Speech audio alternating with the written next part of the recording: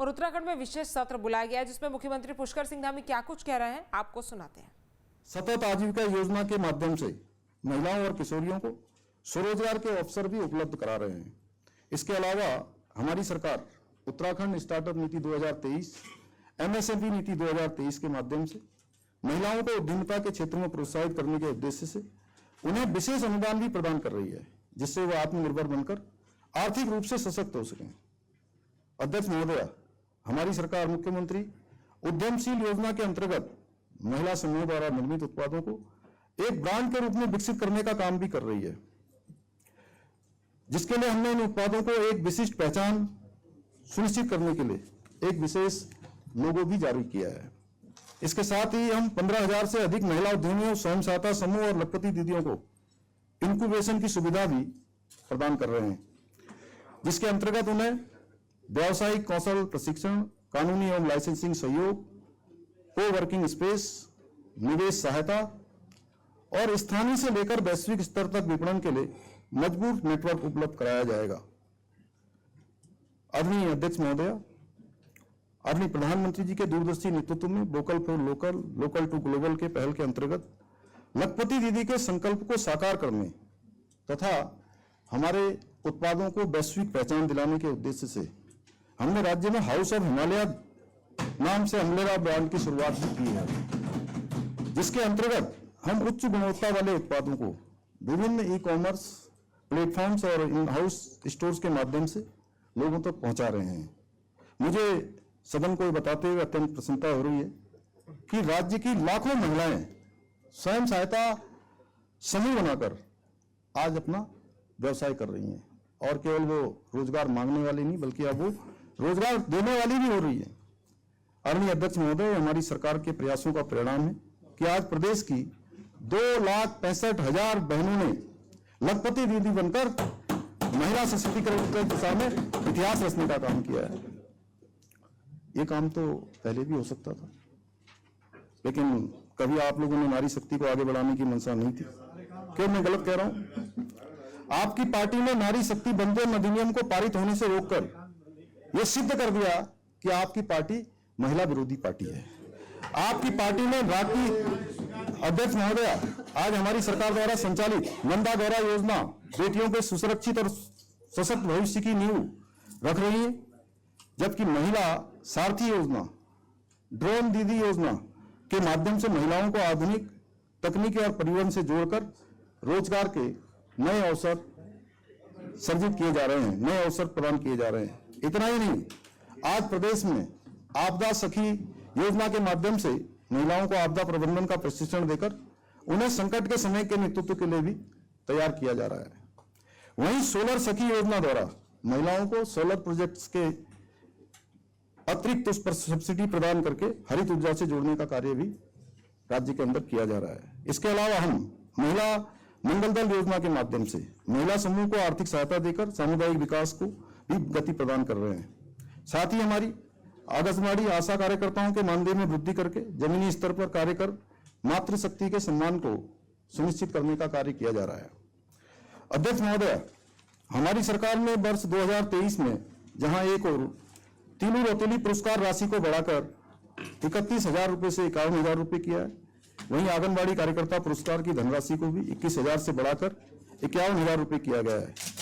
आज हमारी सरकार द्वारा संचालित सक्षम आंगनबाड़ी एवं पोषण 2.0 योजना के अंतर्गत 7.5 लाख से अधिक लाभार्थियों को पोषण सहायता भी प्रदान की जा रही है। इस योजना के प्रभावी क्रियान्वयन हेतु हमने इस वर्ष के बजट में 600 करोड़ रुपए की राशि का प्रावधान किया है। महोदया, हम राज्य में एक और जहां ईजा बोई सुगुन योजना के माध्यम से गर्भवती महिलाओं को आर्थिक सहायता प्रदान कर सुरक्षित मातृत्व सुनिश्चित कर रहे हैं, वहीं मुख्यमंत्री महालक्ष्मी किट योजना के माध्यम से नवजात शिशुओं और माताओं को आवश्यक सामग्री उपलब्ध कराकर उनके स्वास्थ्य और सुरक्षा की भी चिंता कर रहे हैं। माननीय अध्यक्ष महोदय, हमने प्रधानमंत्री पोषण मिशन के अंतर्गत इस वर्ष के बजट में 150 करोड़ रुपए का प्रावधान किया है, जिससे महिलाओं और बच्चों में पोषण के लिए जागरूकता बढ़ाने और उनके स्वास्थ्य सुधार की दिशा में प्रभावी कार्य किया जा सके। इसके साथ ही आज राज्य में मुख्यमंत्री बाल पोषण योजना एवं मुख्यमंत्री आंचल अमृत योजना के माध्यम से बच्चों के पोषण स्तर को भी बेहतर बनाने का प्रयास किया जा रहा है। अध्यक्ष महोदय, हमारी सरकार ने जहां एक और नारी सशक्तिकरण, नारी के कल्याण हेतु राज्य के महिलाओं के लिए सरकारी नौकरियों में 30% का आरक्षण लागू किया है, वहीं सहकारी समितियों में आज महिलाओं को 35% का आरक्षण प्रदान किया जा रहा है। प्रयासों का परिणाम है कि आज सरकारी सेवाओं में मातृशक्ति का प्रतिनिधित्व बढ़ा है। आज राज्य में हमारी सरकार द्वारा बेटियों के जन्म से लेकर शिक्षा, स्वास्थ्य, कौशल विकास तक के लिए विभिन्न योजनाएं संचालित की जा रही हैं। इसके अंतर्गत जहां हम राज्य के सभी राजकीय एवं सहायता प्राप्त विद्यालयों में कक्षा 1 से लेकर 12वीं तक की छात्राओं को निःशुल्क पाठ्य पुस्तकें उपलब्ध करा रहे हैं, वहीं मुख्यमंत्री मेधावी छात्र प्रोत्साहन योजना के अंतर्गत मेधावी छात्र छात्राओं को प्रतिमाह छात्रवृत्ति भी प्रदान की जा रही है। अध्यक्ष महोदय, हमारी सरकार बेटियों को साइंस और टेक्नोलॉजी के क्षेत्र में आगे बढ़ाने के लिए भी जमीनी स्तर पर काम कर रही है। साथ ही राज्य में गार्गी संस्कृत बालिका छात्रवृत्ति योजना, मुख्यमंत्री उच्च शिक्षा प्रोत्साहन छात्रवृत्ति योजना, महिला छात्रावास निर्माण, मुफ्त साइकिल योजना और बालिका शिक्षा प्रोत्साहन कार्यक्रम जैसी पहलों के माध्यम से बालिकाओं को शिक्षा के लिए भी प्रोत्साहित किया जा रहा है।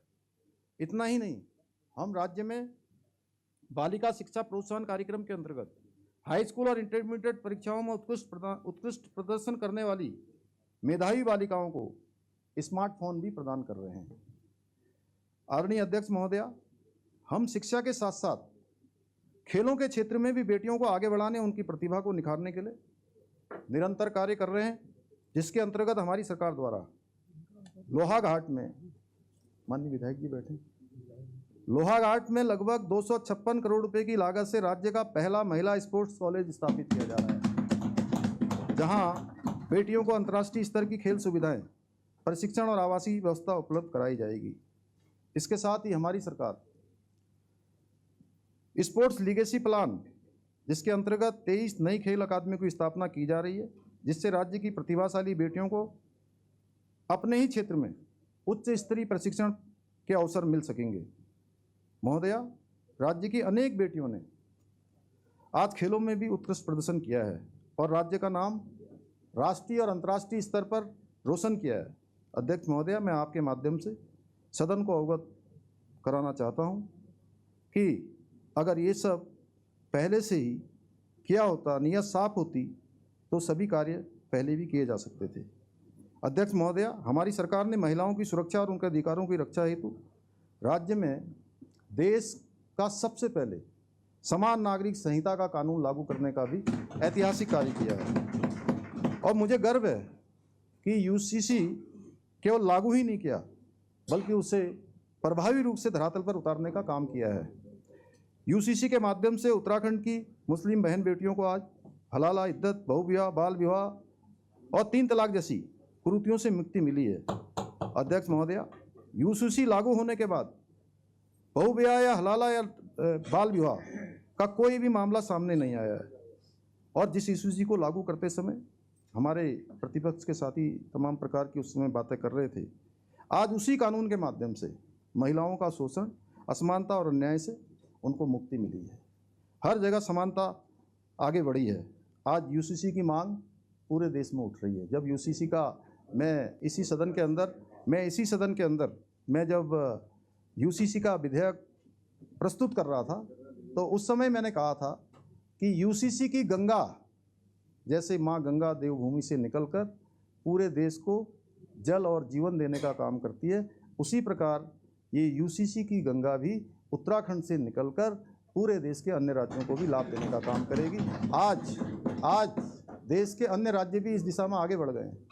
कई राज्यों ने आज अपने यहाँ विधेयक पारित कर दिया है, वो राज्य भी जो है लागू करने की दिशा में आगे बढ़ गए हैं।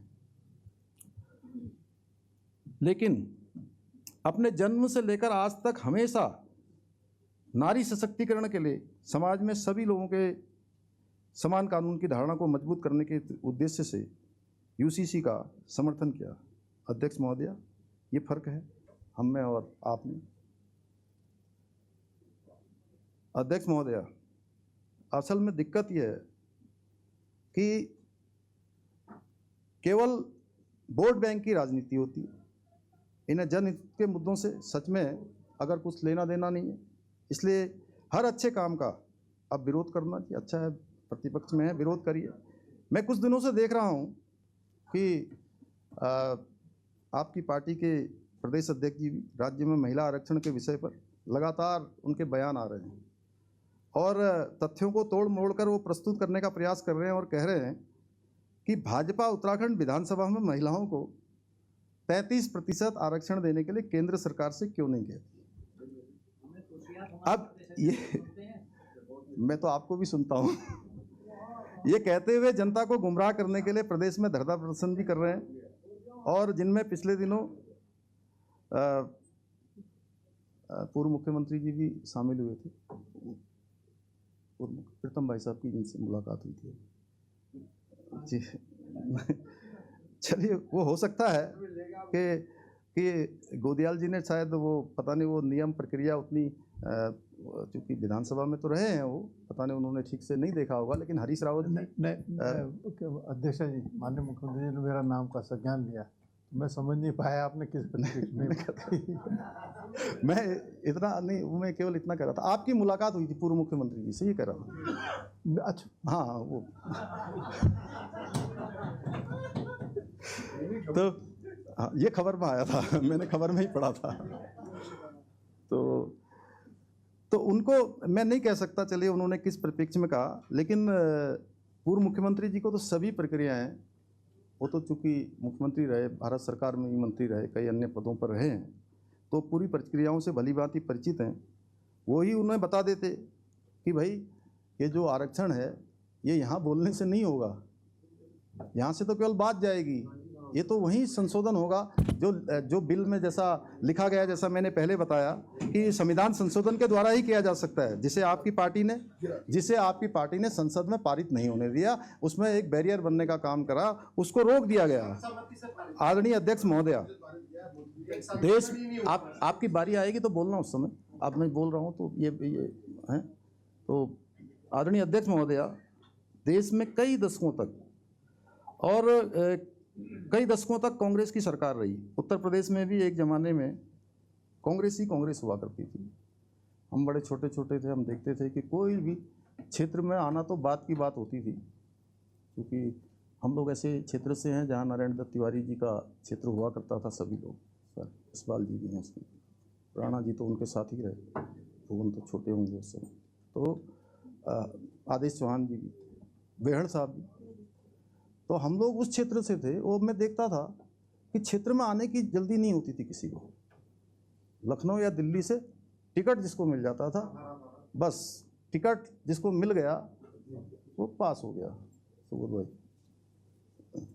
तो उसके बाद उत्तराखंड राज्य निर्माण के लिए आंदोलन कर रहे हैं। निहत्थे आंदोलनकारियों पर गोली चलाने वाले, महिलाओं के साथ अत्याचार करने वाले, खटीमा गोलीकांड हुआ, मसूरी का गोलीकांड हुआ, रामपुर तिराहा मुजफ्फरनगर का कांड हुआ, महिलाओं के साथ किस प्रकार का अत्याचार हुआ। और उस समय भी उत्तर प्रदेश में कांग्रेस के समर्थन से समाजवादी पार्टी की सरकार थी, लेकिन तब इन्होंने कभी उत्तराखंड राज्य निर्माण को मंजूरी नहीं दी, न इसका कोई अनुरोध केंद्र से किया गया। उस समय ऐसा करने से इनको किसने रोका था? और वो ऐतिहासिक कार्य भी श्रद्धेय अटल बिहारी वाजपेयी जी के नेतृत्व वाली एनडीए और भारतीय जनता पार्टी की सरकार के समय में ही संभव हो सका कि उत्तराखंड वासियों की भावनाओं के अनुरूप उत्तराखंड राज्य की स्थापना हुई, उत्तराखंड राज्य बनाया गया। अध्यक्ष महोदया, जिस प्रकार प्रधानमंत्री आदरणीय श्री नरेंद्र मोदी जी के नेतृत्व में देश के अंदर लंबे समय से जिसकी मांग थी देश की आज़ादी के बाद से, और जिस कश्मीर को बचाने के लिए हजारों हजार लोगों ने अपना बलिदान दिया, हमारे उत्तराखंड के भी अनेक परिवारों के लाल उस कश्मीर को बचाने के लिए उन्होंने अपनी शहादत दी, अपना बलिदान दिया। और वहाँ से धारा 370 जो देश की आज़ादी के बाद से देश का संकल्प था, उसको हटाने का ऐतिहासिक कार्य भी प्रधानमंत्री मोदी जी के नेतृत्व में उनकी सरकार ने किया। इसी प्रकार अयोध्या में भगवान श्री राम मंदिर का निर्माण का संकल्प भाजपा की सरकार ने ही पूरा किया। जिस प्रकार दुश्मन को उसके घर में घुसकर मारने का काम भारतीय जनता पार्टी और एनडीए की सरकार ने किया, उसी प्रकार मैं पूरे विश्वास के साथ कह सकता हूं कि देश की आधी आबादी को उनका पूरा अधिकार दिलाने का ऐतिहासिक कार्य भी आदरणीय नरेंद्र मोदी जी के नेतृत्व वाली भारतीय जनता पार्टी और एनडीए की सरकार करेगी। अध्यक्ष महोदय, मैं आपके माध्यम से हमारे प्रतिपक्ष के साथियों से आग्रह करता हूं कि आप लोग भी सच में यहाँ पर जो भूल हुई है उस भूल को सुधार सकते हैं। आप सभी मिलकर कांग्रेस पार्टी के राष्ट्रीय अध्यक्ष जी को एक पत्र लिख सकते हैं कि नारी शक्ति बंधन जैसे ऐतिहासिक प्रयासों पर राजनीति से ऊपर उठकर केंद्र सरकार को संसद में स्पष्ट समर्थन दिया जाए। मातृशक्ति के सशक्तिकरण जैसे महत्वपूर्ण विषय पर दलगत राजनीति से, दलगत हितों से ऊपर उठकर सकारात्मक और स्पष्ट रुख अपनाया जाए ताकि देश की आधी आबादी को उनका उचित अधिकार मिल सके। माननीय अध्यक्ष महोदय, मैं इस सदन के माध्यम से प्रदेश की सभी अपनी मातृशक्ति को, माताओं बहनों को ये विश्वास दिलाना चाहता हूँ कि हमारी मातृशक्ति, उनका जीवन अत्यंत चुनौतीपूर्ण होता है, अत्यंत कठिनाइयों में बीतता है। पहाड़ों में घर का काम भी उनको करना पड़ता है, गाय भैंस भी देखनी पड़ती है, परिवार भी चलाना होता है, खेत भी देखना होता है। उसके बावजूद भी आज हर क्षेत्र में हमारी मातृशक्ति आगे बढ़ रही है। इसलिए मैं उन सभी मातृशक्ति को ये विश्वास दिलाना चाहता हूँ कि हमारी सरकार अपने विकल्प रहित संकल्प के साथ नारी शक्ति के सम्मान के लिए, उनकी सुरक्षा के लिए, उनके सशक्तिकरण के लिए, उनकी भागीदारी के लिए पूर्ण प्रतिबद्धता और संवेदनशीलता के साथ, निरंतरता के साथ इसी प्रकार कार्य करती रहेगी, उनके हित में लगातार फैसले लेती रहेगी। और जब तक हम मातृशक्ति को उनका अधिकार नहीं दिला देंगे तब तक हम चैन से नहीं बैठेंगे, आराम से नहीं बैठेंगे, रुकेंगे नहीं, थकेंगे नहीं, अनवरत रूप से चलते जाएंगे।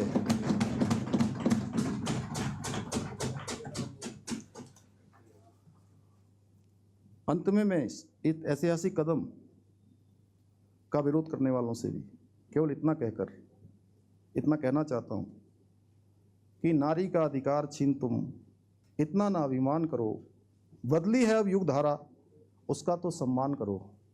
को कलंकित करने वालों अहंकार अपना त्यागो, जिसने तुमको जन्म दिया उसको भी तो कुछ मानो। जिसको तुमने रोका हरदम वो आज खड़ी स्वाभिमान से, अपने अधिकारों की खातिर अटल अडिग विश्वास लिए। नारी शक्ति का ये बंधन अब अपरिहार्य है, आज नहीं तो कल ये परिवर्तन अनिवार्य है, ये परिवर्तन अनिवार्य है। इसलिए माननीय अध्यक्ष महोदय, मैं इस महत्वपूर्ण विषय पर लोकसभा में जिस प्रकार से प्रतिपक्ष के सदस्यों के द्वारा जो कृत्य किया गया है उसकी मैं घोर निंदा करता हूं और आपसे आग्रह करता हूं कि इस पर सदन की चर्चा करा ली जाए। धन्यवाद। माननीय नेता प्रतिपक्ष।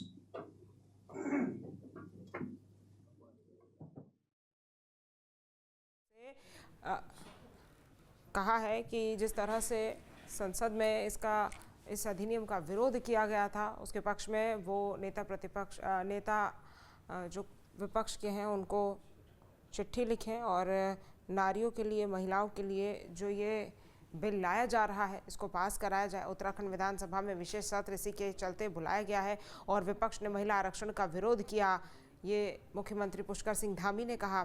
साथ ही महिला आरक्षण पर सियासत क्यों हो रही है ये भी मुख्यमंत्री।